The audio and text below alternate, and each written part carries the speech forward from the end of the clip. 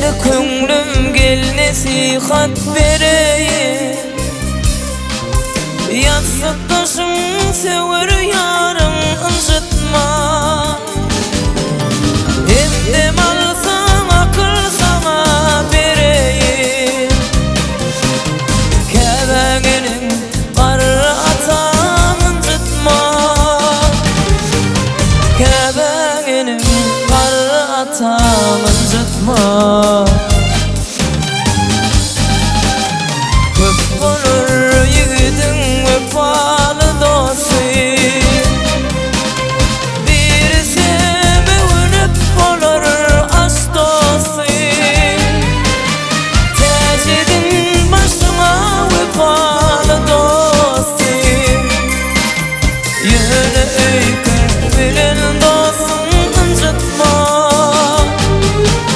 Yönü öykü bilen dostum incitma.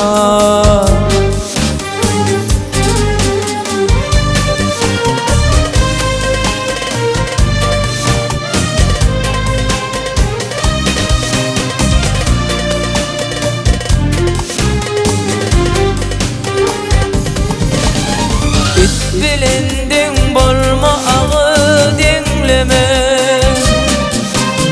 Çeteledi ve çindi hayır gözleme.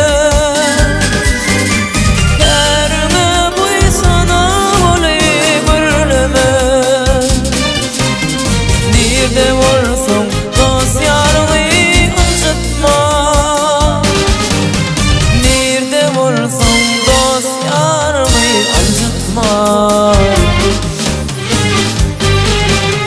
Şahir Aydar dinle akıl sözünü. Heves etme özüydün gülünü.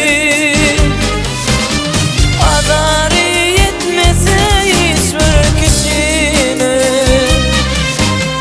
Ot bonuyu komşu olan incitma.